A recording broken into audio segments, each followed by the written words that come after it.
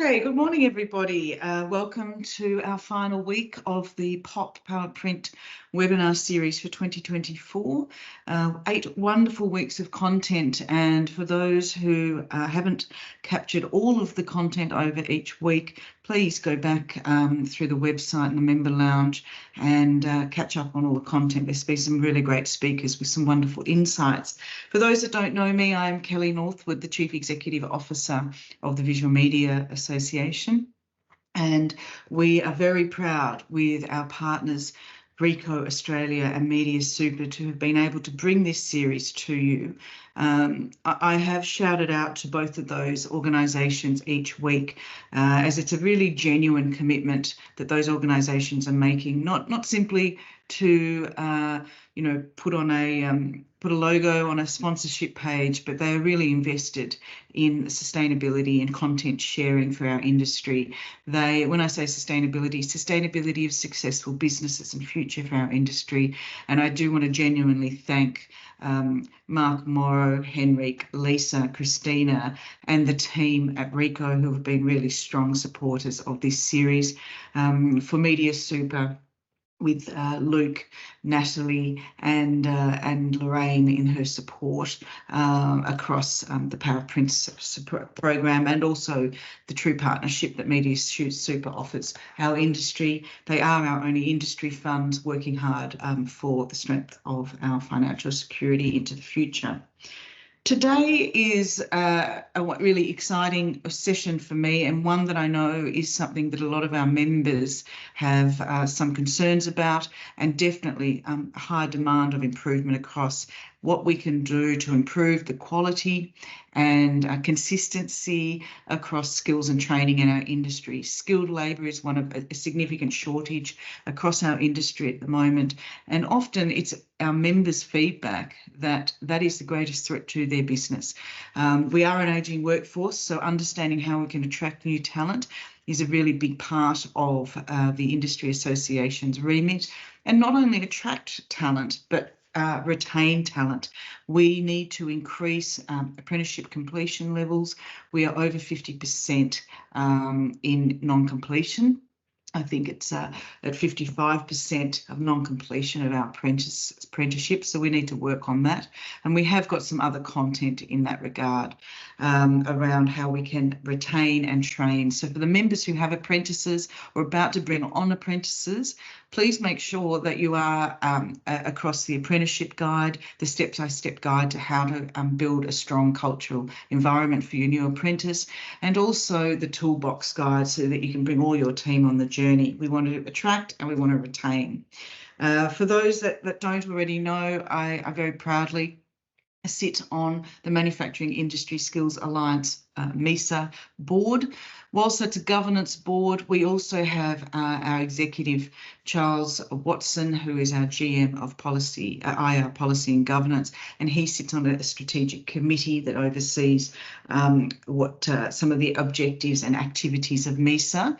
So we are very much committed as an industry body to work with MESA, who is our Jobs and Skills Council. I'm not going to steal our speaker's thunder today, David Barron, who will be able to fill us in on all of those acronyms and jargon. David Barron is from the Executive Managing Stakeholder Engagement for the Manufacturing Industry Skills Alliance. It's an impressive title, and he's an impressive person with over 20 years experience working in government with government departments across skills and training. He was, prior to this role with MESA, he was the Acting Executive Director of Apprenticeships with the Victorian Government, where his role was to rebuild the organisation and position it for the future. So we're in quite strong hands, capable hands, rebuilding it for apprenticeship programs for government and also now going into more specific industry spaces. David is committed to promoting vocational education as a strong career pathway and has done this for more than 8 years, specifically with executive roles across government, I mentioned earlier, TAFE's workforce development, and for government funding training spaces. As a board officer to MISA, I've had the privilege of working with David across his interactions with the board, and he's an impressive individual. I know that you'll get a lot out of this this session, and I welcome and hand over to you, David, to share more about MISA and skills and training for our industry. Thanks, Kelly, and good morning, everyone. It's nice to be here, and I appreciate the invitation from Kelly. I'd just like to firstly start off by acknowledging traditional owners on the land and the various places in which you're all located, and pay my respects to elders past and present. So look, Kelly's already sort of talked a bit about who I am and a bit about what we do. So I'll just give you a little bit more insight into Jobs and Skills Council, because that's what Manufacturing Industry Skills Alliance is. And so apologies, I'm sure a number of you already know what they are, but I'll just give you, for those who don't, I'll explain in a bit more detail. So you're probably familiar with if you've done the training yourself to become a qualified printer, that you would have had to go to TAFE or an RTO, and the course you did, and that was based on a training course. That training qualification falls under a training package. And my organisation in previous iterations has always been responsible for those training packages in this particular space. However, at the end of 2022, the government decided that in order to deal with the skills challenges that Australia's got, we needed Jobs and Skills Councils. And they said to us, you can look after training packages, but we also want you to look at workforce planning. And so there's about 10 Jobs and Skills Councils for the whole economy. We're called Manufacturing Industry Skills Alliance, as Kelly said, but incorporated in manufacturing is print.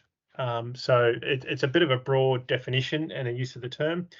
We also include things such as laboratory testing, and there's a couple of other things that you might go, oh, how does that fit into manufacturing? But it does. And so basically, we're your voice when it comes to dealing with the workforce challenges of your sector.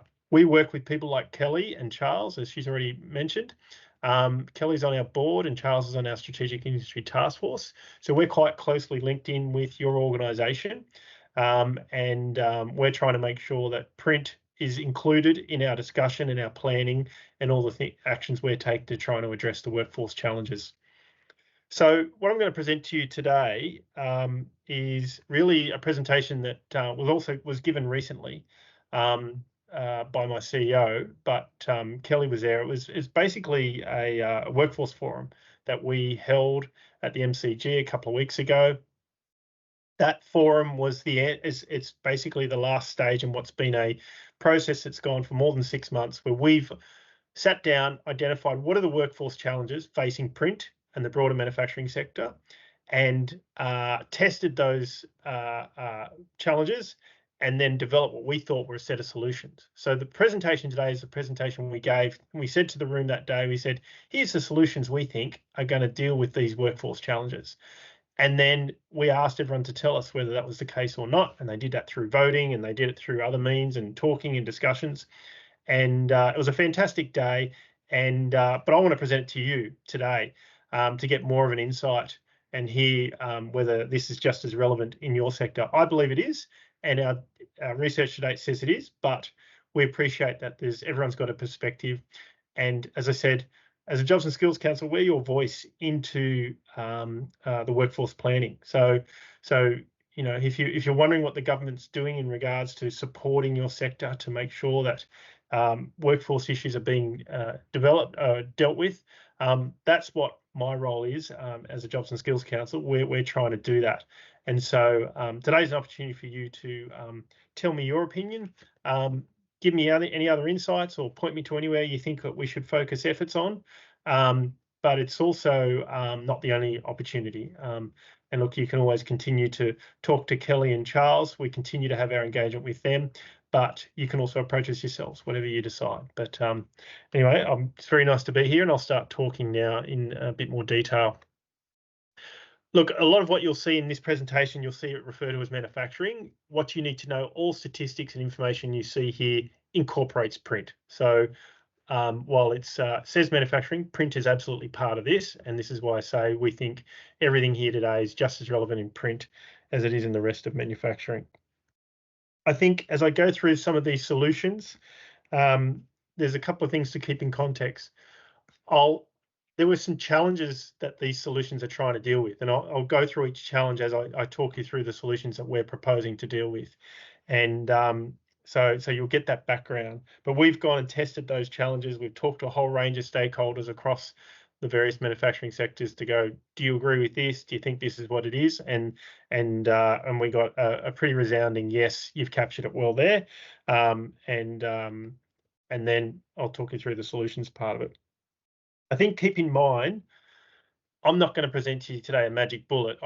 A lot of what I'll tell you about how we're going to do it and the solutions, I don't think you'll find revolutionary, and it wasn't meant to be that way. But what it is, it's an action plan to actually deal with these challenges. I know that for many of you, one of the biggest risks to the growth of your business is finding skilled people. So I'm at the beginning of a process where I'm trying to help you get more people in so that that is less of a risk, and you're able to find the skilled staff when you need it. So the first challenge, it says dirty trade there, but it's really around the challenge of attraction. So this challenge we just sort of describe as you can't be what you can't see. So we're finding with print roles and manufacturing in general that not a lot of young people are actually aware of the career options that are available in that. And if they are, they don't have much of an idea of what it involves, or their perception is they might still be considered something. Don't you just sit in a dark room and get all dirty and get ink all over you, or things like that? So there's a perception issue, we think, around print roles and people understanding what they are and whether they exist. So so what we're talking about here is there's not a really high profile of the print roles that are the career options and the pathways available to people these days. So you can see that quote there at the top: manufacturing jobs are not seen as attractive alternative for school leavers. There's lots of options today, and you know it's one of those things where you see a lot of people you know, or a lot of schools, they promote the fact that how many students get into university or get tertiary entrance rankings or whatever they're called, and it's not always about that. You know, university isn't for everyone. There are some good other career options such as print that we want people to be aware of and know. So here's what we think are the solutions to trying to resolve the attraction problem. In other words, make the print career pathways and jobs more visible to people. So firstly, improving apprenticeship completion rates. We found that you'll be not surprised to hear that around 60% of apprentices who commence don't complete their apprenticeship. But we also know when we look at across manufacturing, which incorporates print, 23% of roles are apprenticeships or people. That's how people enter the career.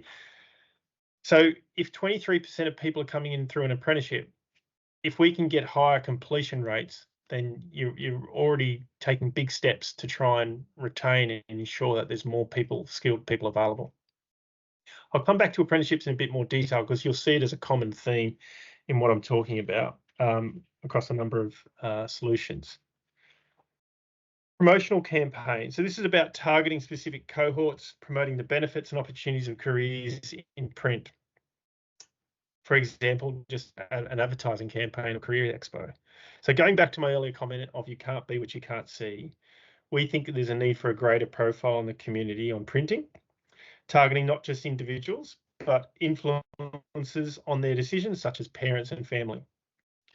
I think what we put to the forum the day a couple of weeks ago about this was whether they wanted us to do a targeted approach or a holistic approach. Now, there are many parts to manufacturing, as I've said, and print is one component. So that's one thing we've got to work out when we design our a campaign is, you know, how targeted we will be.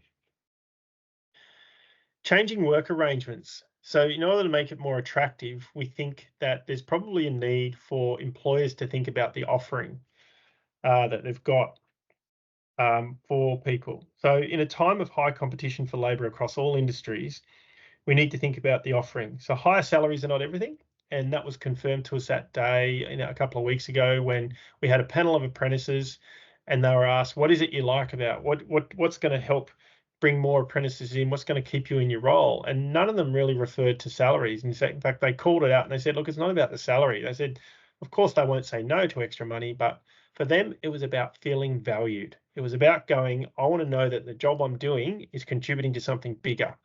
So that's what they really pushed to us, which was really interesting. So there's that part of it, but then there's also the idea that, do we need to offer more flexible work? Do we need to do employers need to get together as a collective and go and sort out some childcare support offerings that can help people? What is it that employers can do to make the attractiveness of the roles to people? That's within their control. So I'll give you an example of that. I was talking to a recruiter the other day, and they said in manufacturing in general, they get CVs sent to them every week from international students, and who are qualified and could easily fit into a manufacturing role somewhere. But because they can only do 20 hours a week, they found a lot of employers didn't take them on. But then I spoke to other employers who were like, I'd love it if I could get someone for 20 hours a week. That'd be fantastic. So there is different options there, and what we need to do to think about what is the offering that we're after. And that doesn't suit everyone, and we're not trying to do a one size fits all. But there's different things about the work arrangements we need to consider. And the other options are things like the learn and earn programs, where you partner with a TAFE, a university, or an RTO. And that's not just apprenticeships. It could be just, working with people who are studying a course in some way and trying to get them involved, offering them a print career as a way to use their skills or develop their skills. The fourth solution we put to everyone, which was actually the one that so this next one is the one that everyone told us on the day. This is where most people said, here's the solution we want you to focus on. So all these solutions you see in front of you, we know we can't do them all. So we're starting off with where industry wants us to focus our efforts. And the first one in terms of attraction was around career development opportunities. So offering more variety in career pathways will attract new people, and particularly into exciting new careers such as space or defence, but also print. We know that people look for a connection and meaning to their work, and we also know that people want security in a world where uncertainty thrives. So once again, referring back to the apprentice panel on the day, one of the apprentices said, I know I've got a job for life. I can see what I'm doing is I've got a job around. So for some people that's important, not for everyone, but it is for some. So when we talk about creating and promoting the clear pathways, once again, that's a promotional, making people more aware. What are the print options? What are the roles? What are the pathways for you? And then it's promoting the job. So if you think about, I guess, what the print sector does, when I thought about it, like, print provides us with information. It helps us make decisions. It helps it with our lives. And so it's more about promoting the meaning of the role rather than the role itself. It's not just about putting information in a document that's then distributed. It's about helping people understand, whether it be textbooks, whether it be important publications on government programs, or whatever it may be, reports, whatever. And then the third part of this that people really focused on quite a bit throughout the day was school engagement programs. And I find this an interesting one because I think it is important that we get into schools more. And I know within the print sector, I'm aware of a couple of examples where there are some school programs where you're getting in and making those careers more aware, making people more aware of it. But I think the other part to that is, and I think your sector does it reasonably well, is around the people who change careers. So it's not just the young people; it's the people who are in the middle. A lot of people have different careers these days, and so it's those people who are older and want to change and want to pick up a new role. And so there's that sort of promotion in that we want to do and make clear to people. But that's what people told us on the day. Number 4 there is where they want us to focus our efforts. So we're currently developing a project around that. The second challenge for which we developed solutions to was around the lack of diversity. So the lack of diversity is really a labour supply issue. So there was some work done by Jobs and Skills Australia last year where they made it clear that the more skewed a workforce is in terms of gender, the more likely they are to have a labour supply issue. And that's very true in the manufacturing sector in general.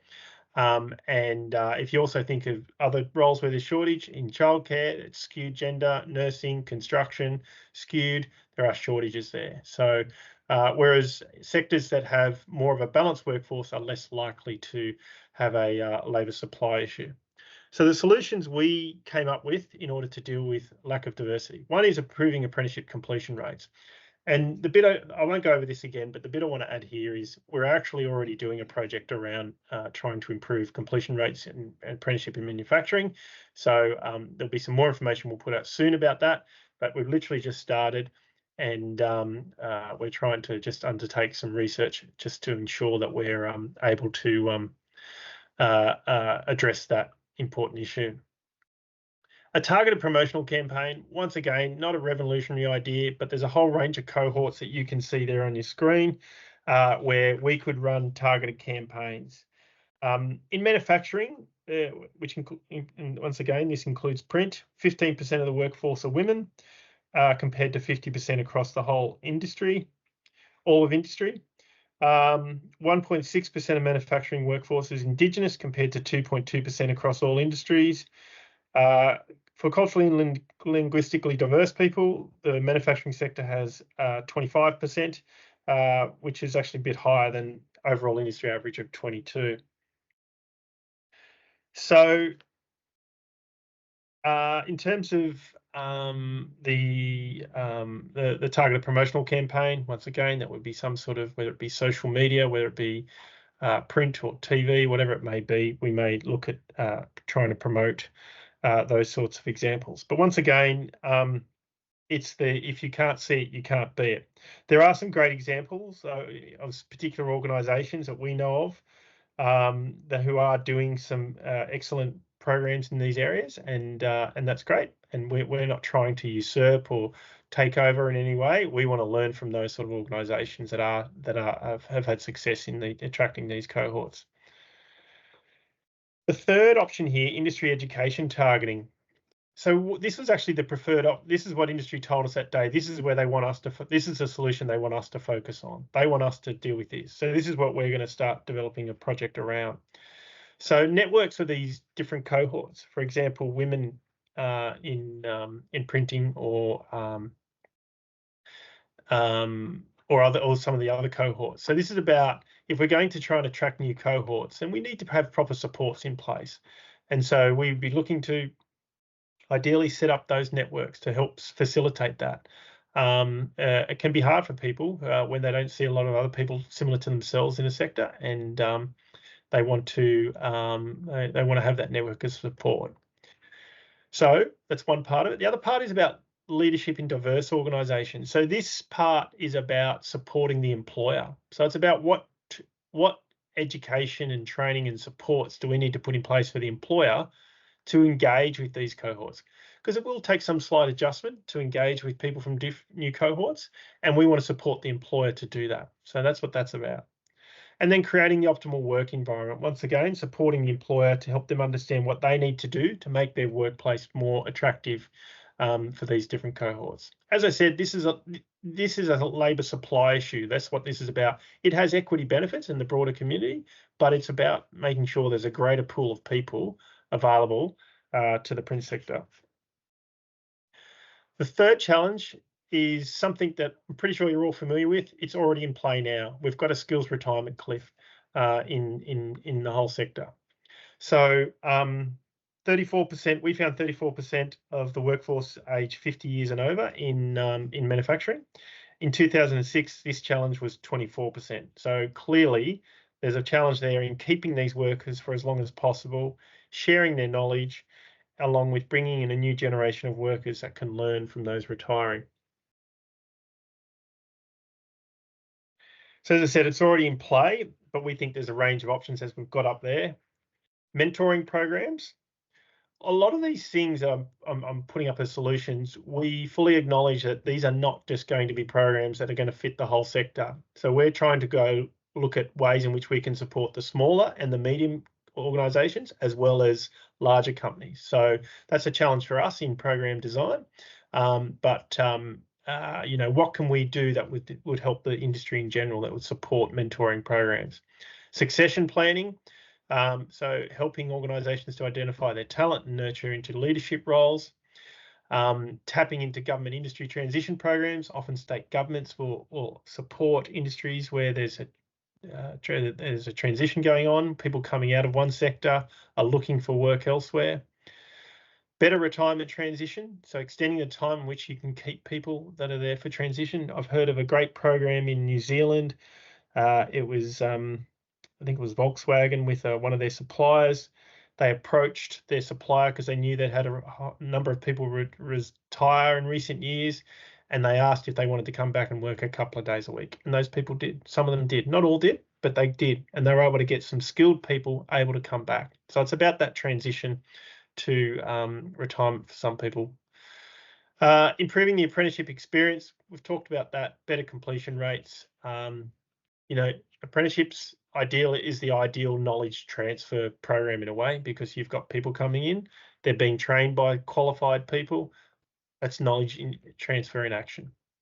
And the solutions that people told us that day that they wanted us to focus on here was the first two, the mentoring and the succession planning. So that's where we're focusing our efforts at the moment, is trying to design something around that. And so skills for a future Australia. So this one is, it's really about the fact that if you think of all the previous challenges, it's around trying to get more people in and retain them. But it's also, this one's around, for those workers that we do retain, how do we keep them skilled and how do we upskill them with the new technology and everything that's coming in? So just as important a challenge. And the solutions here are these ones you can see in front of you. So the more responsive skills system, there's already work underway that's actually looking at qualifications reform. So this is a program that the Commonwealth has already commenced, and through us as a Jobs and Skills Council, we're already looking at what reform needs to happen to qualifications within the guidelines we've been given. You'll start to hear more from us about that. And we will be engaging and getting feedback from people where we look at the number and the types of qualifications that are on offer. Leveraging best practice. I've alluded to this already. With what we're proposing with these solutions, we're not trying to take over or stop programs that are in place already. We want to leverage the best practice, and we want to expand on the successful programs and support that are supporting upskilling and adoption. So there's a great program in Victoria that's called Digital Jobs for Manufacturing. And basically, it's an oversubscribed program where the Victorian government funds a range of people to develop some advanced manufacturing skills. But it's a great example because it's unaccredited training with accredited institutions, so it's with reputable universities and TAFEs, and they it goes for 13 weeks. Small and medium companies can get their workers qualified in new technology and new skills that they haven't had a chance to put them through training in. So they get the training, they get it for free, and then it's up to them if they want to then go on and get credit and do a more accredited training as a result of that. But it's helping a lot of manufacturing companies. So there's some great practices and examples out there of programs that exist already that are already focused on upskilling and increasing the adoption of skills related to new technology. And then the third one is around flexible training requirements. So this is, once again, looking at ways in which you can offer different types of training in order to help respond to emerging technology challenges and the need for new and additional skills.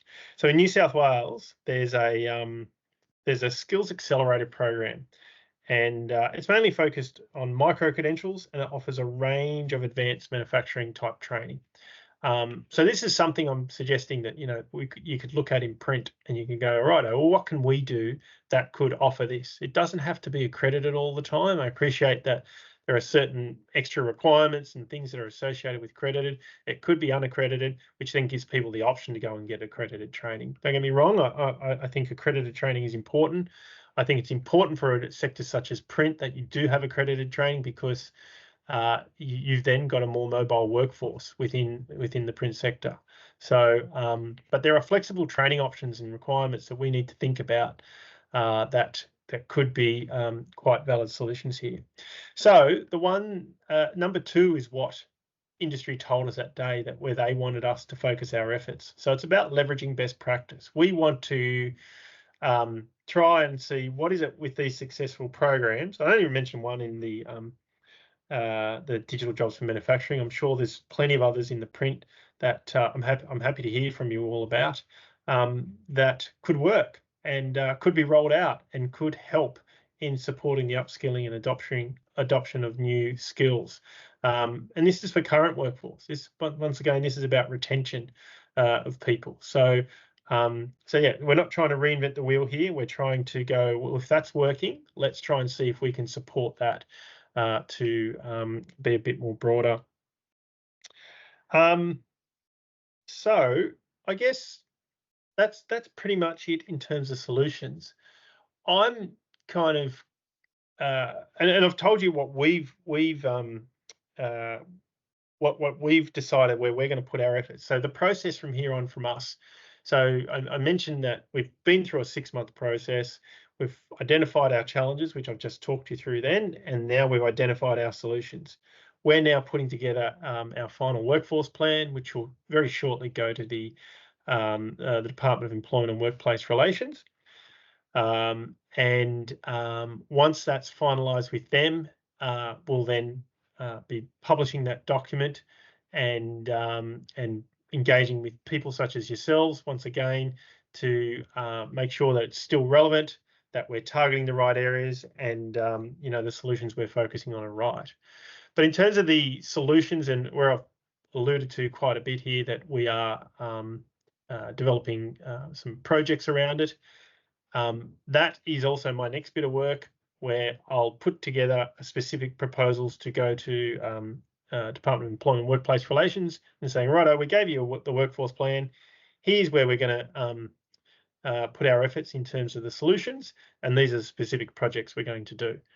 And that'll be something that we're keen to get people's input into, to make sure that once we get that funding, that we can we're covering off the print sector, but also the broader manufacturing, to make sure that we're going to actually try and resolve these challenges. So you'll hopefully hear more about those projects between now and the end of the year, and you'll probably hopefully see some of them in action as well. But we're very determined to try and go through that. So yeah, look, that's pretty much it for me. Think now. We'll hand back into Q&A. Yeah, is that all right? It is. Thank you very much, David. Lots in there. I think that the clear message around, of great risk is not only attracting, but the completion rates. I mentioned it in my introduction. We have a very high non-completion rate. Can we talk about that a little bit more, not only specifically for our industry, but we're looking at what are other industries doing. The average is lower than our industry, so we have to do a bit of work there. Having said that, we have, I think it's 78% of our industry of our members don't employ apprentices, which is of concern as well. So we've got a couple of things. One is completion rates, and what are you seeing that some of the other industries are doing to increase that? Is there things that we can do specifically to our industry, or do we wait for the rollout of some of these programs? And then my sub-part question to that is, around how can we really develop some of those internal programs, cultural or otherwise. I think one of the solutions was making a much more, a better experience as an apprentice. Yeah, we're looking at other examples. All ideas are welcome, sort of position from the print's perspective at this point. Okay, so look, in terms of completions, I'll give you a couple of examples. One at the sort of a larger company, what they're doing, and then a much smaller company. So Komatsu, which is a equipment sort of supplier, I think, to the mining and I think farming sector as well. They employ a whole range of engineers to maintain and support their equipment.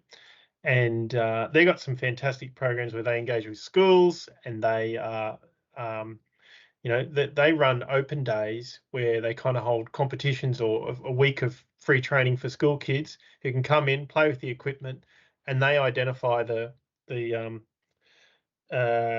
people who are good, and then they offer them an apprenticeship. Right now, that's part of the first part is they've found people who are good and have a desire who want to engage, which is a challenge for all sectors. Is a lot of people are starting apprenticeships. They're going, oh, okay, I'll start, and then they realize this isn't for me. So part of it is about identifying up front is who's more likely to want to do this, and trying to weed out those who don't. I can appreciate there's frustrations, and that if you've got a lot of people who start it and then finish it, it's like, well, what's the point? But look, that's kind of the Rolls Royce at the top end of town, and they do a whole range of supports around that. So their completion rates are like 90% or something like that. But they have a lot of extra support in there for people. I know there's other solutions. I don't know if you're familiar with group training organisations, but they have quite successful completion rates in that they are able to also offer that additional support. So the thing with group training organisations is it's someone the employee can go to that's not the employer. They can go to them and they get that extra support and encouragement to stay on. Sometimes you can appreciate it'd be hard for someone to go to their employer and ask certain things and seek help and that sort of thing. So but there's that sort of thing that has really good success rates there. Another one I know of is it's a small manufacturing company just in the outer east of Melbourne, and they once again do a lot of work up front in making sure that the people they're taking on are going to be are the ones who want to take up the roles. But they also work with the parents a bit. They engage with the parents because they know that it takes a village to ensure that someone is going to pursue a career. So it's not just the workplace, it's the family, and they're looking at all those other areas where they can tap into the supports to make sure that this is going to help retain the people. So but they're not simple solutions, and they're different for everyone. And but I think there's some good examples there. The other thing I'd point to there is many of you may be familiar. There's a strategic review of the incentives in the Australian apprenticeship system at the moment that Ian Ross and Lisa Paul are undertaking. So that is expected to report back to the Commonwealth Government later this year. I think there's going to be some really interesting things come out of that acknowledge that you've got different types of organisations and not everyone can put in all these extra supports, but there's extra supports that are required to keep people engaged and can help them complete their apprenticeship. So I think you're going to see some things around that and hopefully initiatives where the government can help support that. As I said, we lose 60% in manufacturing, so which includes print. So there's a big problem there. Sorry. The informed consent was something that I find is interesting. We've had some members trialling, sort of 4-6 week cadetships rather than a 1 week work experience sort of program. So these are paid cadetships, but sort of move them through various departments. Is that something that you think, is that sort of that to your point about, we get someone in and they sort of get in 6 months, 12 months in, and this isn't really quite for me. I signed up at a, career convention or something like that. Is that sort of more information is better? Is that sort of, are we getting numbers on that, or are we able to start adding that into, if they've had more exposure to the industry, is there a higher completion rate? That's some of our challenges as an industry. It feels a bit anecdotal, but is that something that A, you're hearing also, or B, MISA is collecting data on? We're not collecting data on that, but it's a good example. If people are doing 6 weeks here and there, then it's actually similar to the GTO model in a way. That's one of the reasons why they have success, is because people get a better quality experience, I think, by moving around. You're not stuck in that one role doing just that.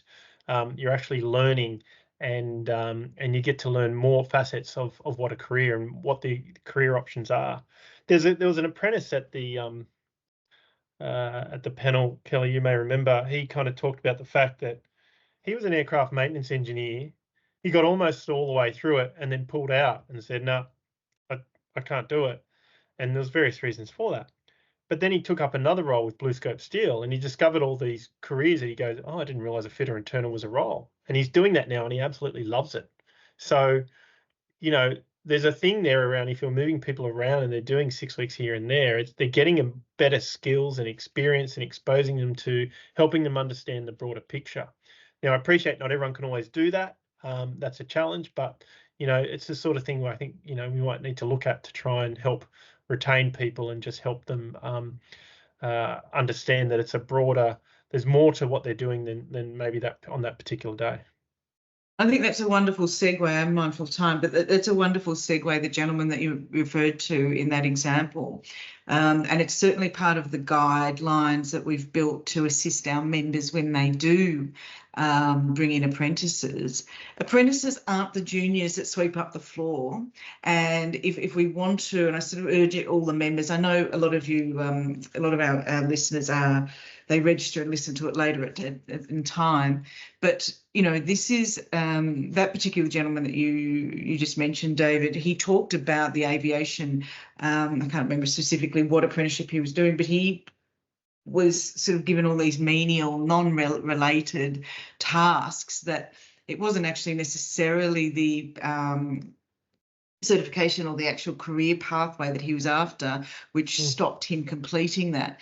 We certainly really prioritise that in our guidelines to the members about this isn't just a junior that, as I say, sweeps the floors and are not going to create a future, enthusiastic and encouraged, apprentice in that role. Are you seeing that too, that we need to, as employers, shift, and what should we be doing in trying to really make sure, you said it in one of the solutions, for employers to make a culture that's really, a serious dedicated career pathway for apprentices, not just some of the historical, they do all the rubbish work.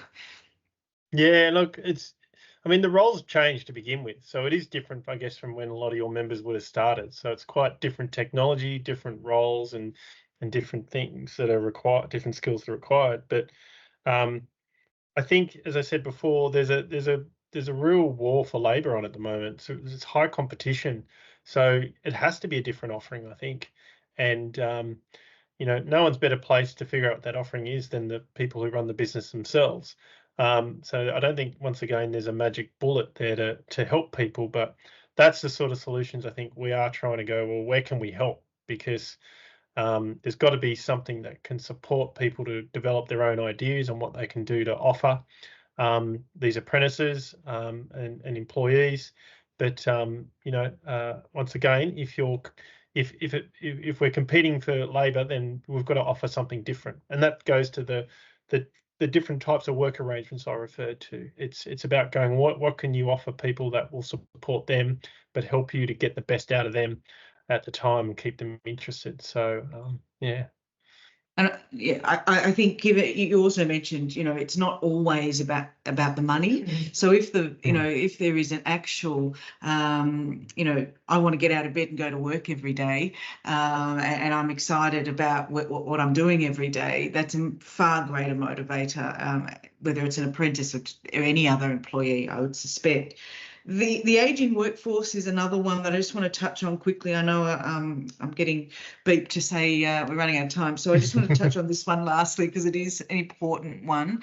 We do have an ageing workforce, absolutely, across our industry, and as I said earlier, with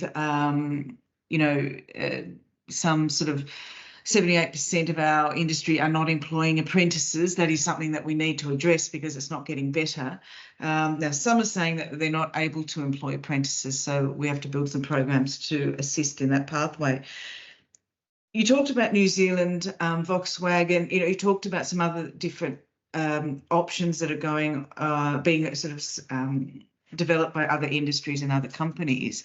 The interesting piece for me is it simply just reducing days or hours, or are there other things that are really practical? Do we know that yet for people who are sort of getting closer to retirement age? Is it just as simple as, look, we can offer you 20 hours instead of 37, or, you know, are there other things that are creative ways that we could probably lean into, or you're seeing in other industries or companies? So there is. I mean, inevitably, I think, you know, when people get to retirement, there's got to be a reduced hours of some kind. So that's got to be part of it in some way. But yes, you know, there's you know, I guess there's also the idea of offering people different roles within the organisation, leadership roles or mentoring roles of people, giving them in charge, making them in charge of ensuring that that knowledge transfer is going on. But there's also we're hearing that some people are um, even putting them through training in some instances to help them develop that. Because you can appreciate someone who's probably, you know, 65, 70, or 65 probably, who's who's probably doesn't want to go learn, but there are some who do want to learn, and there might need to be some training and support for them to help them do those additional roles. So we're kind of hearing stories of that, which I think is really good, because we're always continually learning, and it's also healthy, even in retirement, to continue to learn and engage with people and understand new ideas. I think the succession planning part, as I've just referred to, I think that's important, because it is giving people more meaning to their role, and if it's more than, you know, if they've been on the tools and been doing a particular job for 20, 30 years, then giving them that leadership and sort of mentoring role gives added meaning and helps them, you know, hopefully remain committed. So I think there's a few options around that I know have been successful so far. Yeah, I love the added meaning, and it goes with the young, old, starting your career, moving through your career. You know, we all need to feel valued, and you know, yeah, feeling a bit more valued, allowing, you know, it might still be 5 days, but reduced hours to sort of, you know, oh, well, I like to sort of have breakfast, or, you know, rather than different shift work. We also have seen some options around our aging workforce moving from night shift and running day shifts only, just with transport and commuting isn't as easy at night in later years, and not as desirable. But, you know, so these is, I think, the what I'm hearing from you, and certainly what we're hearing from the members, where this is most successful, is when, you know, it goes back to flexibility. And I encourage all members and business owners or managers, flexibility is king in all of our approaches to this, and you know, not necessarily, well, this is what we've always done. Let's just, you know, whiteboard it and come up with some, you know, talk to your staff and build some ideas. We'll keep bringing them through, obviously, to the members as well. I am out of time, but I really wanted to thank you, David. I appreciate you talking us through that. MISA, Job Skills Council, all these sort of things we're still learning about, and we're still as an industry, and we are really keen to keep, you know, to keep on top of how we can leverage the relationship, and really for our members, we want to get these solutions happening. I do want to thank again our sponsors, Rico Australia and Media Super. I continue to thank you, but at the conclusion of our 8th week webinar, I want to have an enormous shout out to their support. We couldn't have done it without them. I know a lot of the people listening who register for the webinars listen in your own time later on. I know we've all got busy days, but that's what's so brilliant about the webinar series, the content from not only the webinar, but then followed up with the class notes, which you receive digitally, and also really excitedly following this, our prime sponsors, Rico Australia, will be printing the full series class notes, so full 8 weeks of class notes, will be printed and mailed to each and every registrant and member. So we know that that's really great content that you can tap back into. All of the webinars, recordings and digital class notes will be available on our website. So you can still keep going back. It's on our own now VMA hosted YouTube channel, which we just love. We're getting so digital now. Look at us all growing up. And so please utilise that. Share it with your network. Share it with your sales teams, your ops teams, your managers, your exec meetings. I was absolutely thrilled to hear a member sent a note to me the other day saying that we listened to one of the POP recordings in their executive committee meeting because it was so important to get across the sustainable environmental sustainable green print piece. So please keep using all of those. In respect to skills and training, the VMA continues our support with MISA and also the school leaders with Career Connections, with the ASGA, FLMPA, LIA and Visual Connections. That's all of the industry associations, a lot of letters. We love an acronym in association land. All of them coming together and supporting the national school leavers. These are the career expos. If you're not across those, they're coming to every state and we're looking for volunteers. So we're running a roster system. So contact London and the VMA team if you want to attend. That helps you talk and share your experience with future school leavers coming into our industry. The VMA will continue our sponsorship and support of the Smith Family Program, Future Talks, which we're running around the country as well with the Smith family. George from our VMA team is the best to talk to there. He's available. You can attend any roundtable with the Smith family, again, across Australia. So let's get involved in these programs. I'm also very excited that we'll be releasing a letterbox drop and local schools drop, which you as a member company can implement, overprint with your company name, all the rest of it, and make it very specific if you are looking for an apprentice to come in or you want to offer a cadetship. So these are programs and tools that we're developing specifically for the print space.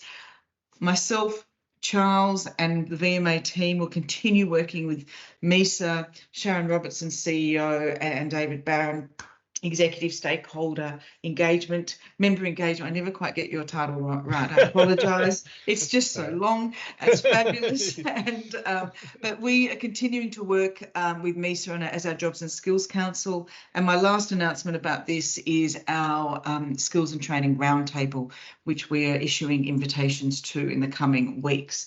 So thank you again, David. Thank you to everyone listening. Important topic for our industry. It's one of our key strategic focuses for the VMA. The conclusion of all the weeks, I look forward to hearing and seeing the class notes going out. I want to finally, before I sign off, give an enormous thank you to London Mills, who's our strategic projects manager, who has put all of this together every week. There's a lot to organise. I just turn up and have a chat with some really incredible speakers. London's doing all the work behind it. So London, Emma, who's doing all the creative for the class notes, and Luke and Phil doing all the IT and tech behind it. Thank you. It's a great series, and I wish everyone a wonderful week and thank everyone for their participation. Have a great day. See you.